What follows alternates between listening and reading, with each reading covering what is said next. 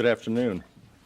The United States has the best military in the world, and our forces demonstrated this during the Operation Desert Fox this past week. Every day, U.S. soldiers, sailors, airmen, and Marines, along with members of the Coast Guard, work together to protect our national interests around the world and our freedom and prosperity here at home. The key to our strength is the men and women who serve us in uniform. And one of my primary responsibilities as Secretary of Defense is to assure that we recruit and train and retain the best people we can possibly find. Military training is difficult and extensive. It takes 5 to 7 years to train an Air Force flight line maintenance supervisor. It takes 18 years to become a skipper of a destroyer, and 28 years to groom an armored division commander. For this reason, I've been working with President Clinton, Chairman Shelton, Vice Chairman Ralston, and all the service chiefs who are here with us today, and the senior enlisted representatives to make sure that military pay and retirement systems adequately reward the experienced men and women in our military. And I'm pleased to announce a package of significant pay raises and retirement improvements for the nation's men and women in uniform. These are going to be part of President Clinton's Fiscal Year 2000 budget. The Department's pay and retirement package has 3 main parts. First, across-the-board pay increases for all service members. Beginning January 1st in the year 2000, we will increase pay across the board by 4.4% and by 3.9% annually in the fiscal years 2001 through 2005. This increase is the largest in basic military pay in nearly a generation. It is necessary to compensate our service members adequately and fairly. Second, targeted pay raises and greater reward for performance. In addition to these across-the-board increases, we are proposing targeted raises for non-commissioned officers and mid-grade commissioned officers. This is going to enable us to do a better job in rewarding performance, compensating people for their skills, their education, their experience, and also to encourage them to continue their military service. These targeted raises are also going to help narrow the wage disparity with the private sector. We're also reforming the pay table to make raises for promotion bigger than for those for longevity. So taken together, these improvements in the pay table are going to reward performance. The maximum targeted pay increases are going to range from 0.5% to 5.5%.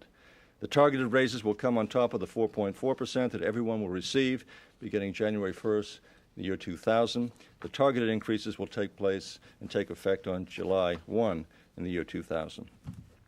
Third, the improvement of the retirement system. The retirement system that applies to service members who entered after 1986 is a major source of dissatisfaction. They receive 40% of their basic pay when they retire after 20 years, while members who began their service prior to 1986 receive 50%. The change was made in the Cold War era following large pay raises. It was designed to encourage members to stay longer to become eligible for retirement.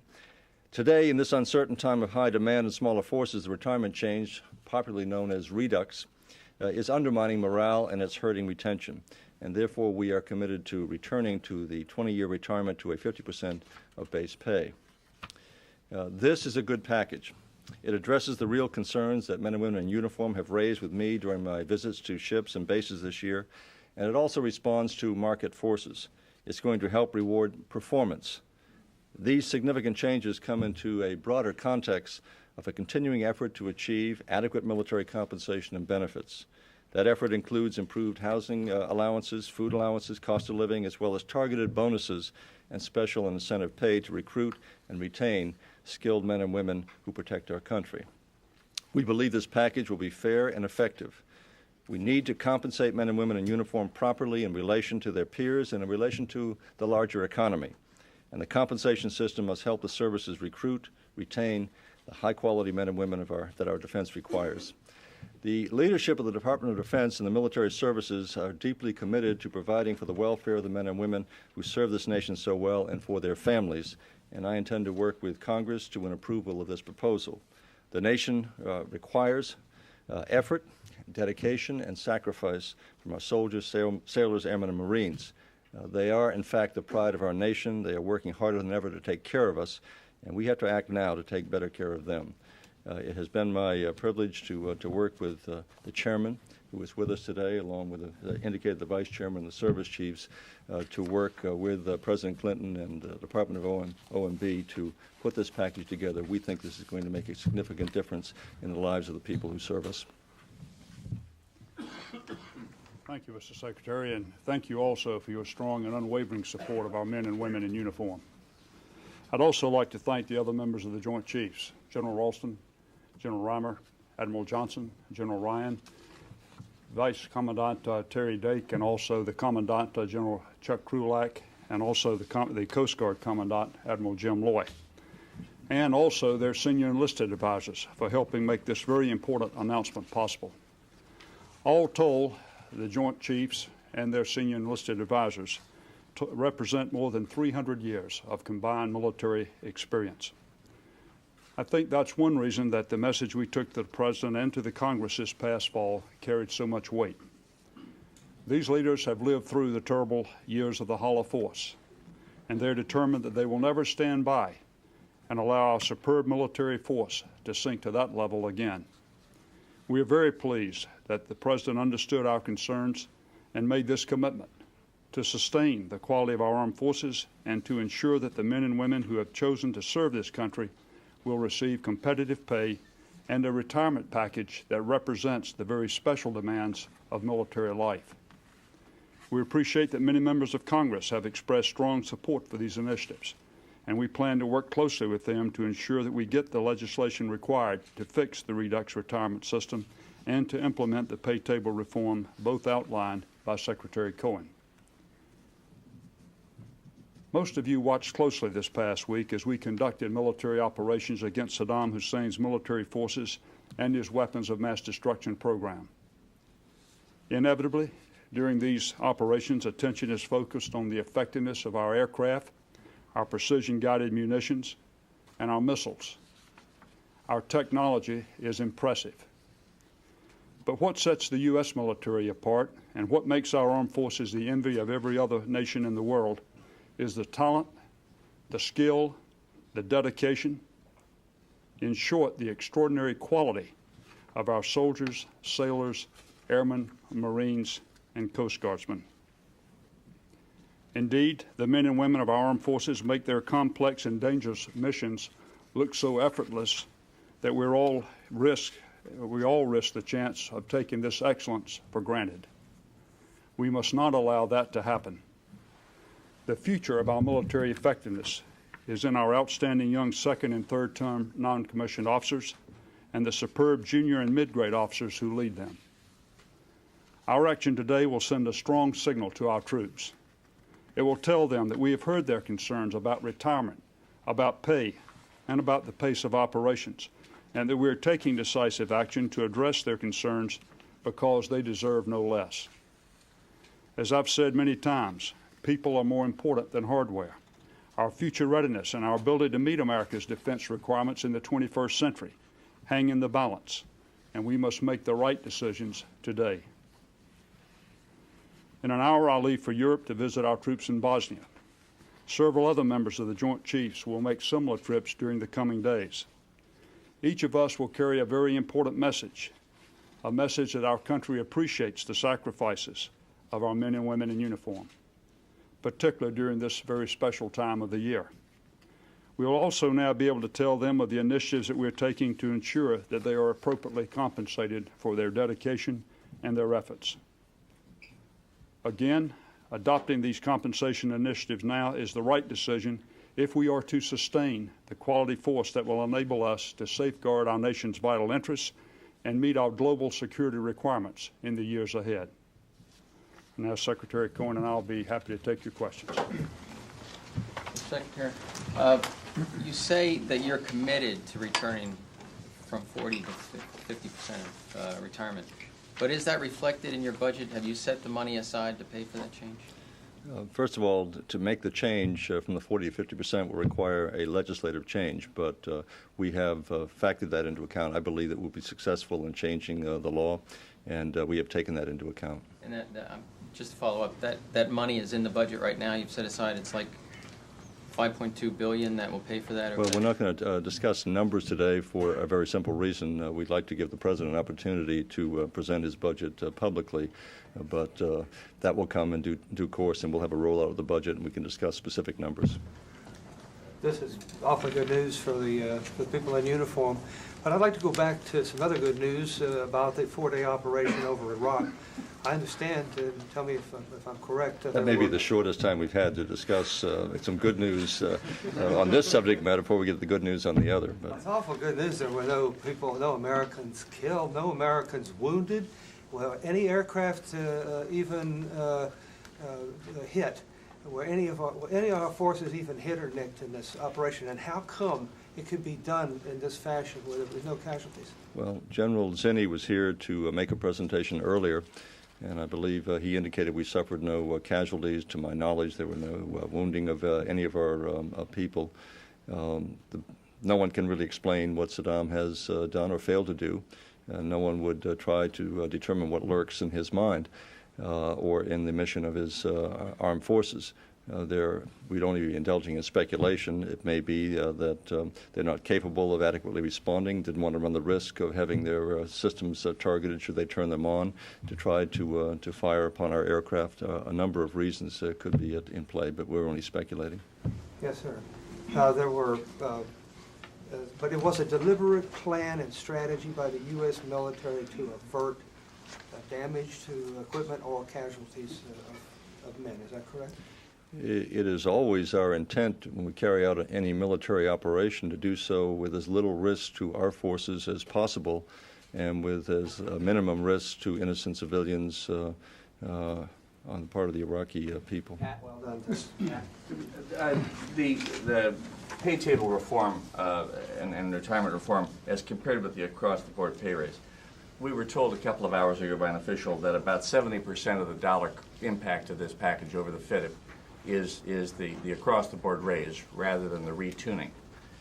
There are an awful lot of military manpower experts in this city, up on the Hill, around here, maybe around here, who think that the across-the-board component to this 14% pay gap has taken on a life of its own, and there's not much behind it. There's not much empirical data. There's a CNA study that purportedly shows that the size of retirement moves from the 6th most important reason for leaving to the 5th or something like that. I mean, was there any consideration given to trying to redefine for the troops the significance of redux? These people at the 10, 12-year point making the stay or go decision? I think we have been convinced, the chiefs are convinced, and virtually everyone we've talked to, that the retirement issue is an issue of major concern to our young people. We have a large majority of them going to be making a decision in the near future in terms of whether they're going to stay in. As General Shelton just pointed out, that we have achieved a remarkable degree of success this past week, in large part due to the high quality of the men and women who are in our service, as well as the equipment which they have to operate. But we believe this is a key ingredient to encouraging them to stay. It's something that is frequently mentioned to me in all of my travels. And so the across-the-board pay plus the restructuring of that pay table has been important to them. Secretary, can you tell us anything more about how the targeted raises will work? For example, you mentioned already that people who get promoted would get more than just the annual increase. Would there also be special increases for particular specialty areas that the military is trying to hold on to? How will those kind of determinations be made? Well, there will continue to be those sorts of incentives and bonuses, but they do not go into the retirement system as such, and so they will continue, but these will be in addition to that. How that will be determined, of course, will be left up to one of the officials who briefed you earlier. And to make a determination, as I indicated, will go from 0.5% up to 5.5%, depending upon the level of expertise and the level of performance been achieved. Secretary, is this 3.9% each year in the out years? Is that conditional? If wage growth on the private sector is 3.9%, you'll match it. But if it's 2%, wouldn't that be what the raises would be in the out years? Well, we can only plan and budget according to to a 5 or 6 year assessment. That's what our plans are at this point. Any changes that we made would have to be taken into account what the economy is, but that's what our projections are. Mr. Secretary, how does this fit into our long-term readiness goals? In other words, do we have any assurance that these benefits won't be lost again? Well, I think what we're indicating is that we've been listening to the men and women who have been serving us and continue to do so in an extraordinary fashion. We're sending a very strong signal that we place a premium on their service. We want the best that we can attract. We're working in an environment which is very hard to compete against a robust economy such as we have. And we want to send a signal to them that we are determined to make sure that we give them as much incentive to come in and to stay in the military as we possibly can. And so each secretary, each department, I suppose, head will have to make a determination in future years. But if we're going to maintain the high quality that we have today, we're going to have to continue to be able to compete effectively with the private sector. And we can't just do it based on pay alone. I think the chairman and others have mentioned this before. Men and women don't join the uniform for pay alone. It's important. But there are other gratifications and rewards that they derive from military service, which will continue to be important factors. We are also trying to deal with the other issues as far as the operational tempo and the personal tempo, the burdens that are placed upon them and their families. That is a management problem that we are dealing with. The chairman can talk at length about the changes that have been made in trying to reduce training exercises, trying to reduce the paperwork, trying to manage better the deployment schedule so we give people more time home with their families. All of that is part of our effort to retain the best and the brightest. General Shelton, do you worry about the impact of morale and giving a raise in mid-year just to certain troops? Say you have a ship at sea and half the troops are going to get a pay raise and half are not during those summer months? Well, first of all, I think that, as Secretary Cohen has explained, every troop would get a raise. It would be across the board. But there are certain areas that are targeted in the pay table reform to make it a system that is based on performance, recognized promotions, and things of this type. For example, let me give you one concrete. If you look today at our system, if you take one of our great staff sergeants that has 8 years of service, you'll find that one of his subordinates, who may be a sergeant, an E5 pay grade, who has 14 years of service, makes as much or more than he does. And so we are targeting that, and that's part of the retention concerns we have, and we think will assist us with retention. Secretary Cohen, if I could ask you a question sort of off the beaten path. Former colleague of yours, Senator George Mitchell, is being considered in a role by the White House to act, in effect, as a negotiator with the Senate. I'm wondering if you could offer your opinion in terms of his qualities, the qualities that Senator Mitchell might bring to bear in terms of negotiating and working with the Senate in a situation like this one. That really is off the path for this press conference, but let me say that I worked many years with George Mitchell in the Senate. He's one of the most skilled individuals that I ever had the pleasure of working with. He is a very skilled negotiator. I think that his service in helping to bring about a peace agreement as such in Northern Ireland is evidence of his skills. If he, in fact, is brought on board to bring those talents to bear, I think he'll be very effective. But beyond that, I endorse him. I've written a book with him, and so we have a close friendship. I have not had occasion to talk to him in the last couple of years, but we still remain friends. Secretary, I'm just wondering, in terms of the pay raise and you're working on the 50% retirement, was this accomplished under the balanced budget agreement, that top line, or is this additional authority budget authority that you've got? Well, I really don't want to talk about top lines or other ways in which this was achieved until we have a chance to roll the budget out. I'm satisfied that we will be able to accomplish the pay reform across the board, pay raises, the retirement, and the restructuring of the system, and also continue our modernization goals, all within a comprehensive package, which we will roll out in the coming weeks. What is the state of play with the budget negotiation with the White House for DoD? How close are you to the $112 billion that the chief said they need over the FIDIC? Our negotiations have been completed, and I believe that we have achieved a satisfactory solution to the challenge. General Shelton, you back in September asked for a strong signal that on the pay and retirement issue. In your view, is this the strong signal, or would you hope to get another signal next year on top of this? Because in some ways, this looks like a lot less than meets the eye if the retirement program isn't funded. For example, the string of pay raises are less than, don't do much besides those targeted personnel to close the pay gap. Is this the strong signal you're looking for? We think this is a move definitely in the right direction. This levels off the decline and the gap, as it's been referred to.